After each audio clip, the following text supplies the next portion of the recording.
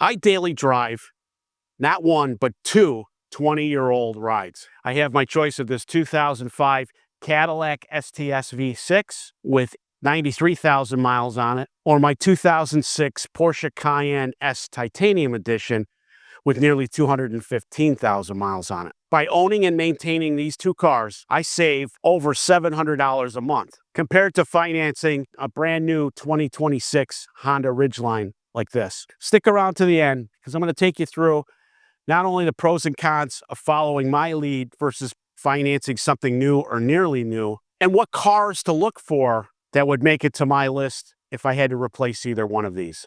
Stay tuned. So as I record this video, the average price of a new car in the U.S. hovers between $48,000 and $49,000, with interest rates now above 5% for even people like me with excellent credit. It's not surprising that 20% of new car buyers in the U.S. now have a car payment in excess of $1,000 per month, with terms that often exceed 60 months, if not more. If rising costs were not bad enough, the quality of the cars is simply not what it used to be. The sheer complexity of computer controls and touchscreens, combined with manufacturers openly building cars with shorter planned obsolescence than years ago, as well as spotty at best part supplies and their unwillingness to let DIYers like myself gain access to the computer controls, all conspire to make a compelling argument to continue driving older cars, such as I do. As far as I'm concerned, the best quality cars ever produced, domestically and foreign, were between 1990 and let's call it 2010. Despite all that, I recently contemplated purchasing my first new car in 10 years. There was a part of me that wanted to consolidate from two vehicles down to one as my daily driver. And knowing that I have an SUV and a sedan, it made sense that maybe a four-door pickup would be the best alternative. If I'm going to do that, I want to get something reliable. It's going to be a Honda. Ironically enough, the Trail Sport Edition retails for that industry average of $48,000 to $49,000. However, when I looked at my insurance and maintenance costs for my current cars and compared that to what it was going to cost me for the new Honda, I discovered it would actually cost me $700 more per month to downsize to one new car. Now, I know what you're thinking. There's no way that math works out that well. What about repairs? What about all the stuff that breaks? I'm showing you my actual costs: insurance, maintenance, everything except fuel, because that's essentially a wash. I get my approach to having 20-year-old cars may have some downsides that might be deal breakers to you. So let me give you more detail on my current daily drivers. First up, my 2005 Cadillac STS V6. I picked this up in the end of May of 2025 for $710. These 20-year-old Cadillac STSs, not only are they rare, but they're at the bottom of their depreciation curve, and they're only worth $700 to $800 trade-in, and maybe $2,000 retail if they're in excellent shape, such as mine. What I liked about this car was, in addition to having only 85,300 miles, it had a clean Carfax, it had rear-wheel drive, the V6, and it features the 1SC option package, which added literally $10,000 worth of options to the car, bringing the total up to just over $50,000 in 2005, which is the equivalent of about $83,000 in today's dollars. The beauty of a luxury car like that is many of the features we take for granted today were already available on that car. For example, it offers side and front airbags, traction control, anti-lock brakes, a great Bose stereo, keyless entry, and a fact remote starting system. Current value, as I mentioned, maybe $800 on a good day. Then there's the 2006 Porsche Cayenne S Titanium Edition. I bought this rare one-year-only model for $10,000 in June of 2017 with 124,000 miles on it. Up until I bought the Cadillac, I had been using that over the past 6 years as my daily driver, and consequently it's racked up nearly 100,000 more miles and is now quickly approaching 215,000. The thing's got the 4.5-liter V8. It sounds awesome. All-wheel drive, and it features the rare air suspension from the turbo model, as well as a locking differential. It's a legitimately capable off-roader that doubles as an excellent highway cruiser. When new, my Cayenne carried a $65,000 list price, or the equivalent of nearly $106,000 today. The current value of it, with that kind of mileage on it, maybe $4,000. Now the 2026 Honda Ridgeline Trail Sport, and that carries an MSRP of just under $50,000. With 10% down and excellent credit, you're looking down the barrel of a $900 a month car payment for at least 60 months. So right now I've got $10,710 invested in 2 cars versus $50,000 for one. But that's just the beginning. So let's break down the costs of owning the cars and how they compare. Let's start with insurance. For my 2 current daily drivers, I pay the equivalent of about $170 a month for both. Now, given the age and value of both, I do not carry collision on them, and that saves me quite a bit of money. So I just carry higher liability and comprehensive on it. The Ridgeline, full coverage on a new truck, I checked with my insurance company, and I would be looking at it between $2,500 and $3,000. From an insurance standpoint, the advantage is the 2 cars. Granted, if I have an accident and it's my fault, I'm going to be looking for a car to replace them with.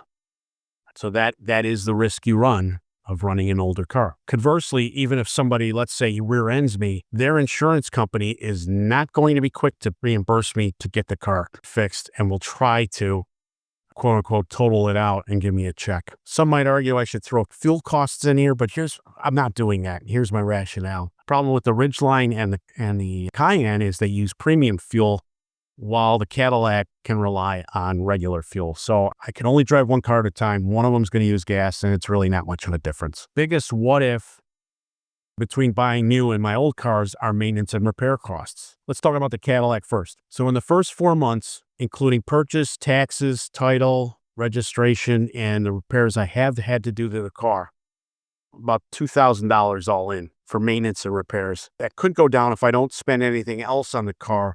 But knowing I have to buy tires probably in the next 6 months, that $250 is probably a good number on average. Now the Cayenne, year to date, I've spent approximately $1,000 on maintenance.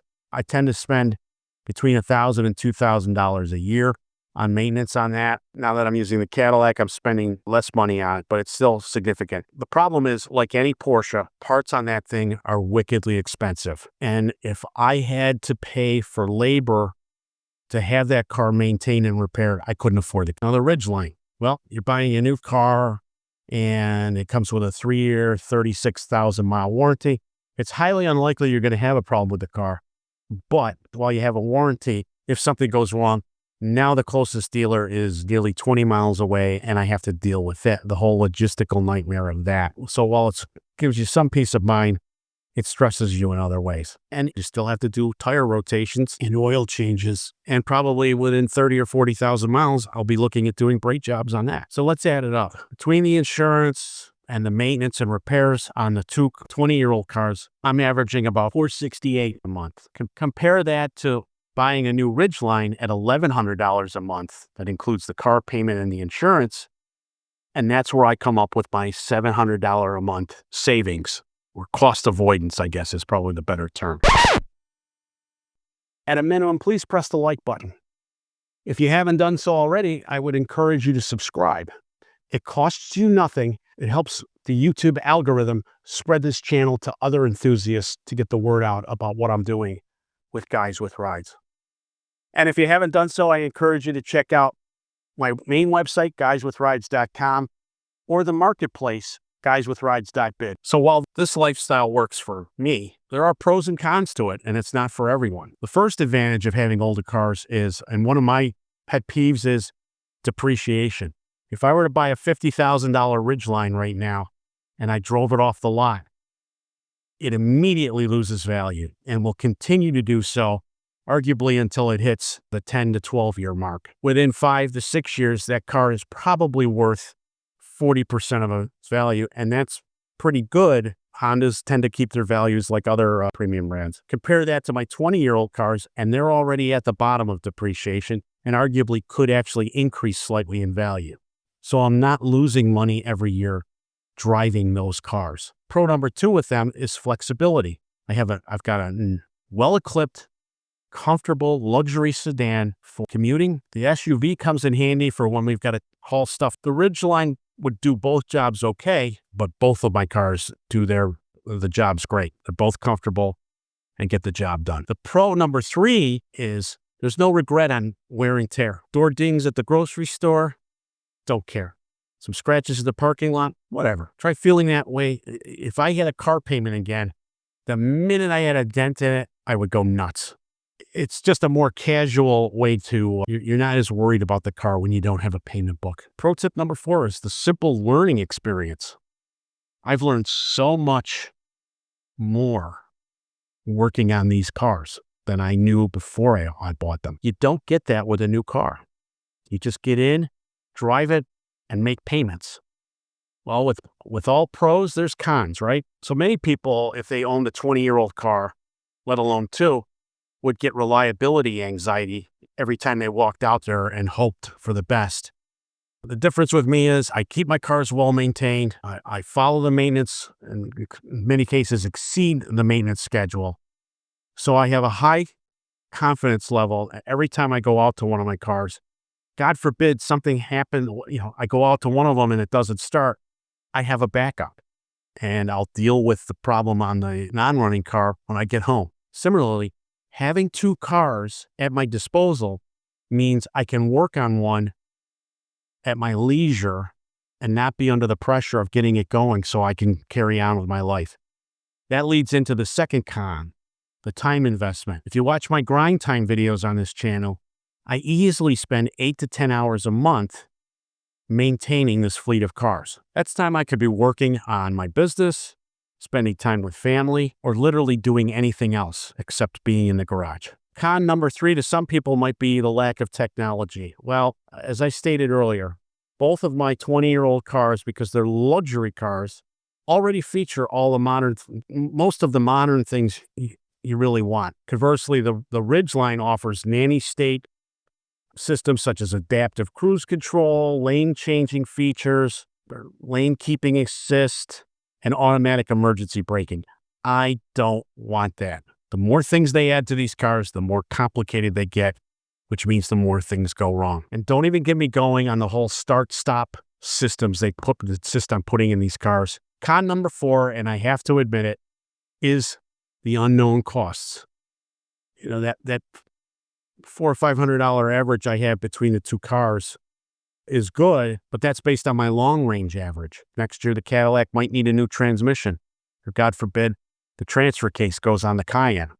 200,000 miles, the engine might start burning oil. And then I could really have a huge repair bill on me, or I may have to give up the car altogether and part it out. The Ridgeline, that would be what warranties are for. Buying a new car would virtually guarantee me 10 years of use. Who should not be driving an old car like I'm doing? You shouldn't consider it if you absolutely need your car every day for work with zero flexibility. You don't have the time or patience for repairs, making them yourself. You shouldn't drive an old car if the stress and anxiety of worrying about if the car is going to run affects your mental health. You should buy something that has peace of mind. Finally, you should not do this if you'd rather pay more for peace of mind reliability. Just understand it's going not only cost you more, but it's not the best financial decision long term. But here's the truth. This lifestyle isn't for everyone. If you want to try it, start with one solid older vehicle, not 2 project vehicles like me. Get something with a reputation for reliability. Older Hondas, Toyotas, and even certain domestics.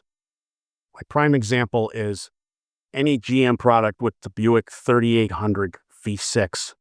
Those are known as a reliable engine, and an old Buick LeSabre will run for hundreds of thousands of miles with little to no maintenance. So what would you choose? Drop a comment, and if you're daily driving something old, tell me about it and what it's costing you per year.